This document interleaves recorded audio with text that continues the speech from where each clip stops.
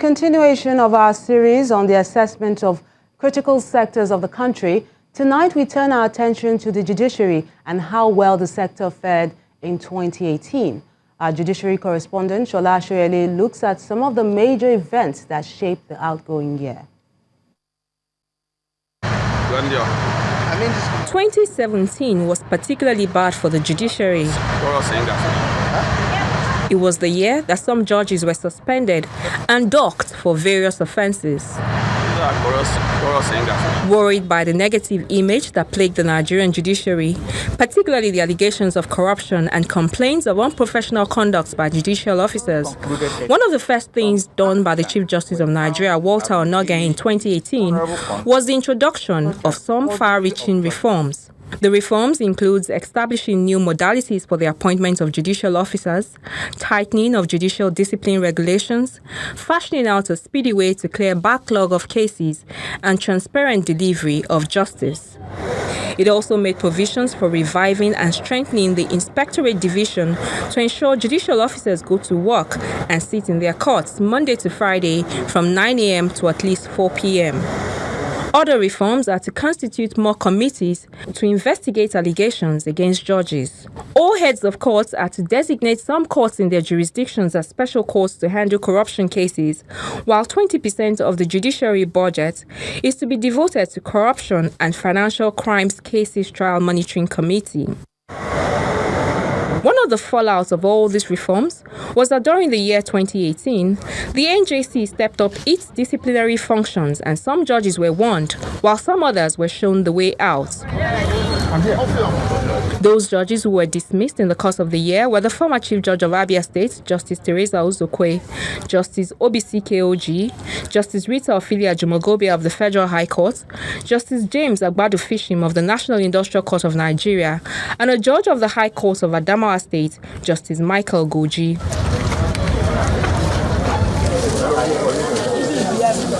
Being a pre-election year, the courts were also flooded with election-related cases, and so the CJN directed that such cases must be decided on merit without harboring any external influence. We must accept that acts of misconduct of a few rub off on the rest of the judiciary and create the impression that all judicial officers have their hands soiled with the process of corruption. But while the bench could be said to be putting its house in order, the same cannot be said of the bar.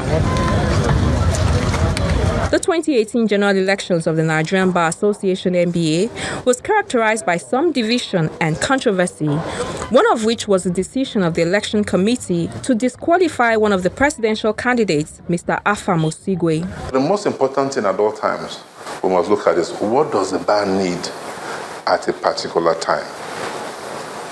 We need a president now that is fearless, that can speak truthfully to the facts. The election was eventually won by Mr. Paul Usoro SAN, who polled 4,509 votes to defeat Mr. Obi Okafo and Professor Ernest Ojukwu, all senior advocates of Nigeria. The two defeated candidates rejected the results and even alleged that the election was fraught with corruption, massive vote buying, rigging, and a skewed process. In the courtrooms, the judges were also busy. Some of the biggest cases resolved in the course of the year are those involving former governor of Taraba State, Jolly Nyame, and Joshua Dariye, a 7th senator and a former governor of Plateau State. They were both convicted and sentenced to prison for fraud. One other notable case which was dismissed by the Supreme Court was the case of false assets declaration by the Senate President, Senator Bukola Saraki. However, in spite of the efforts and others made by the EFCC, the ICPC and other agencies with power to prosecute criminal cases, the problem of delay in the process of justice delivery remains largely unresolved. In 2019, the expectation of Nigerians is that the judiciary will maintain its neutrality, decide cases freely, fairly, and faster, and generally retain the reputation it earned as the last hope of the common man. Shola Shoyele, Channels Television News. To discuss issues surrounding the judiciary in 2018, we're now being joined by a legal practitioner and former president of the Commonwealth Lawyers Association, Mrs. Boma Alabi. You're welcome to the News at 10. Thank you very much. Now, how would you rate the judiciary in year 2018?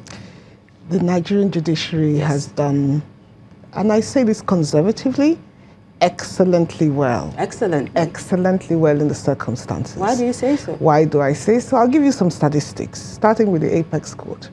When I've appeared for judgments in the Supreme Court, on average, 30 judgments being delivered in one day.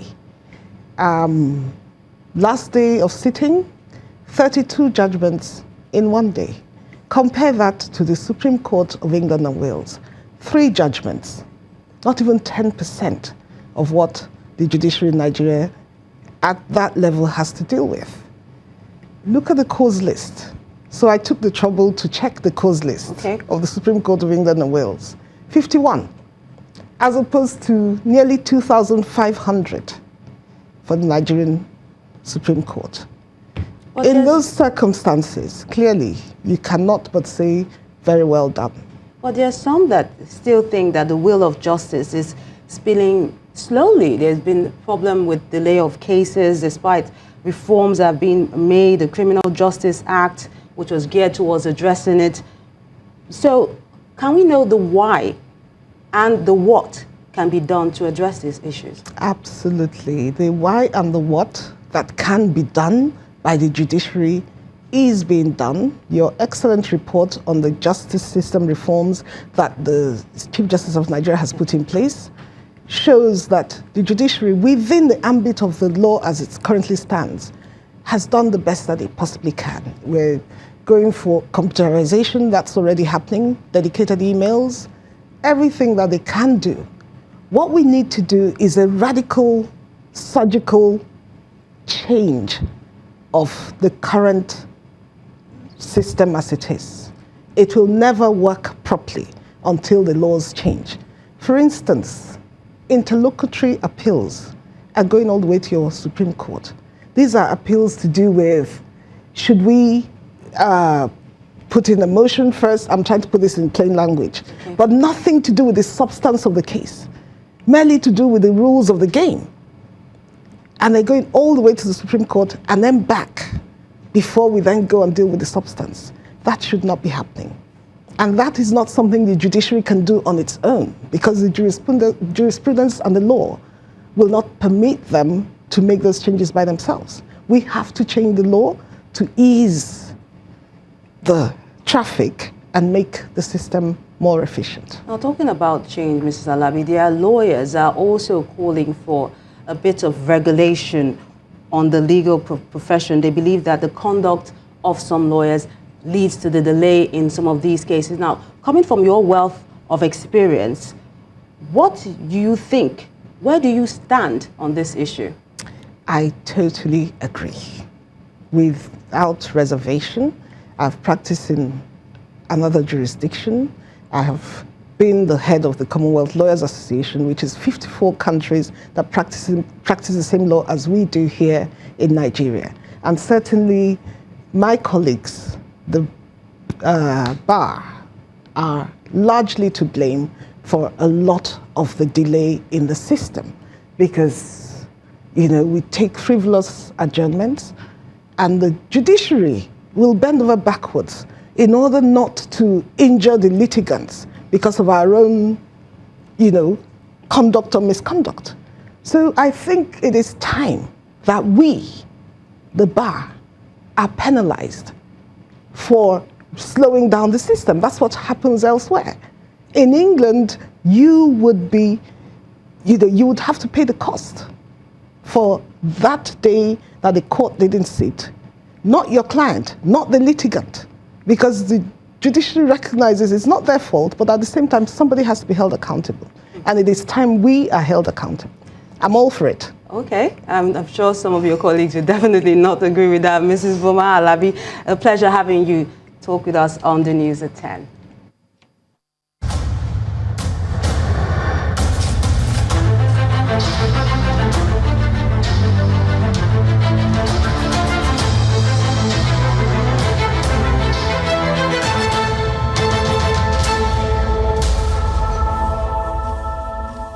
efforts of the Lagos state government towards ensuring a cleaner and healthier city recently ran into a brick wall, compounding the challenge of waste management in the state. But that may soon change, according to the consultant in charge of the operation of the private sector partnership, Mr. Ola Oresonya.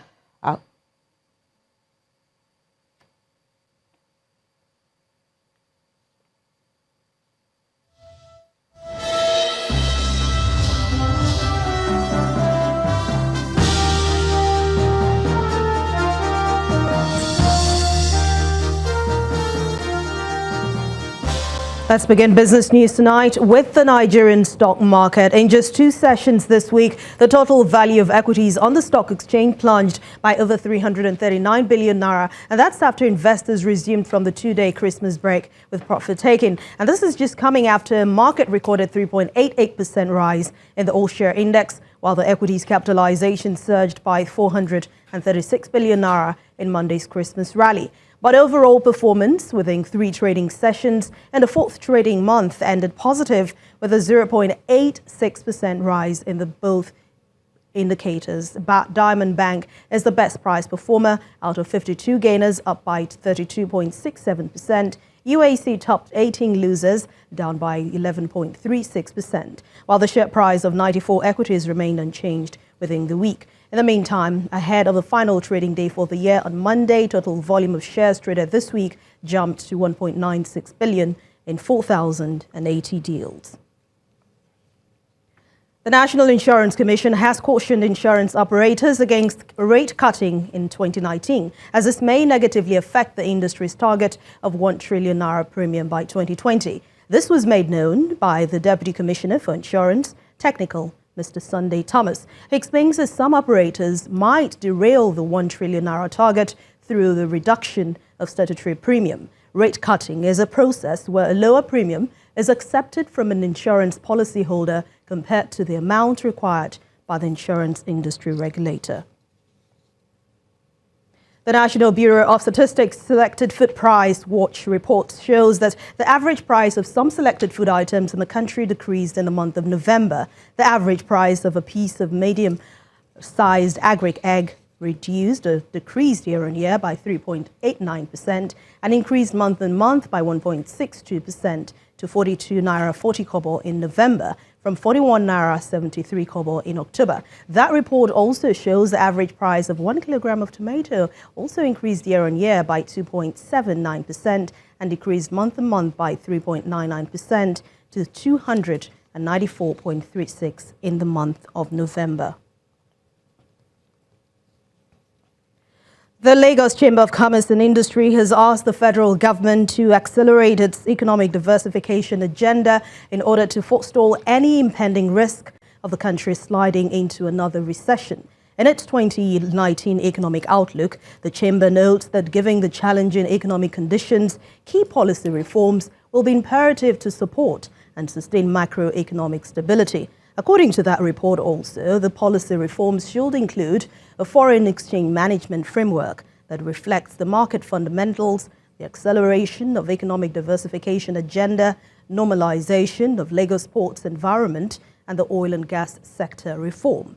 LCCI has attributed the fragile nature of the Nigerian economy to the high dependence on the oil sector for revenue and foreign exchange earnings. And that's Business News tonight. Thank you so much for watching. Enjoy the rest of your weekend. I am Anne Nwawadu. It's back to you, Melinda. I'm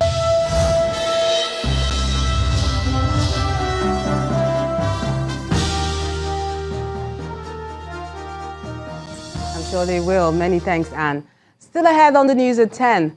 Novak Djokovic wins 4th Mubadala World Tennis Championship title after beating South Africa.